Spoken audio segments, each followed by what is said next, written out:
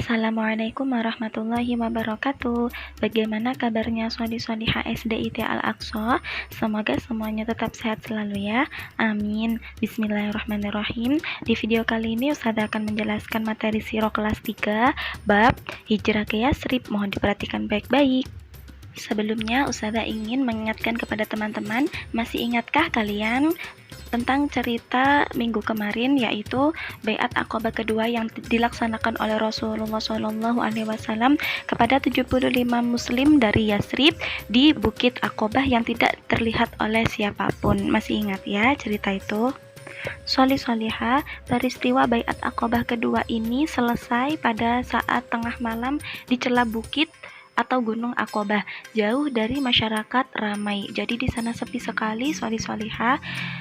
Saat itu mereka semua 75 orang muslim Yatsrib dan Rasulullah berharap hanya Allah saja yang mengetahui urusan mereka. Namun Sholi-Sholihah, ternyata ada orang lain yang kebetulan sedang lewat dan merasa curiga dengan suara-suara dari puncak Bukit Aqabah. Orang itu memanjati lereng gunung dan menyaksikan Baiat Aqabah kaum muslimin. Menurut kalian, apa yang akan terjadi setelah ada seseorang yang mengetahui terjadinya baiat ini? Sholi-Sholihah, yang dilakukan oleh seseorang yang telah menyaksikan atau mengintip kejadian Baiat Aqabah kaum muslimin, dia memberitahu penduduk Quraisy yang tinggal di Mina, yang pada saat itu tidak jauh dari Bukit Aqabah. Dia berkata, "Muhammad dan orang-orang yang pindah agama itu sudah berkumpul. Mereka akan memerangi kamu," kata orang tersebut. Setelah Baiat Aqabah kedua ini selesai, Rasulullah SAW memerintahkan kaum muslimin untuk cepat segera kembali ke kemah mereka dan kembali tidur sampai pagi, seolah-olah tidak pernah terjadi apapun. Sholi-Sholihah, akan tetapi pada pagi hari orang-orang Quraisy telah mengetahui berita adanya ikrar atau terjadinya baiat antara Rasulullah dan kaum muslimin Yatsrib. Mereka benar-benar sangat terkejut dan khawatir. Wajar saja orang-orang Quraisy merasa terkejut dan khawatir karena baiat ini dapat menempatkan posisi Rasulullah menjadi sangat kuat karena penduduk Yatsrib terkenal sebagai prajurit yang pandai dalam berperang.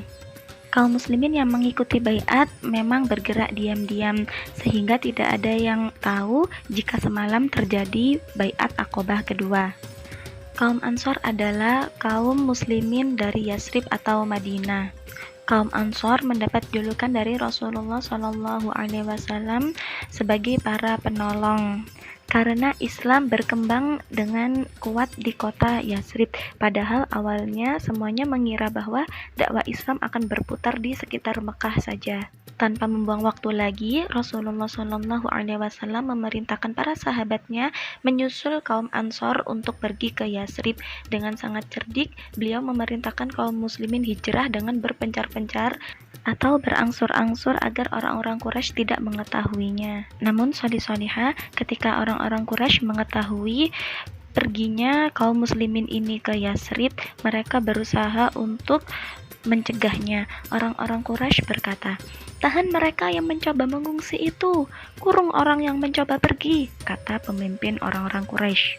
Kaum muslimin sudah mulai berangkat ke Yatsrib secara berangsur-angsur hingga yang ada di Mekah hanya ada Rasulullah, Abu Bakar, Ali bin Abu Thalib, Hamzah bin Abdul Muthalib, dan Umar bin Khattab.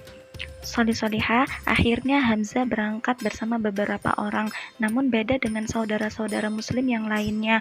Hamzah berangkat dengan terang-terangan sambil membawa pedang dan meletakkan busur panah di pinggangnya. Umar bin Khattab pergi melewati Ka'bah, tangannya menggenggam anak panah.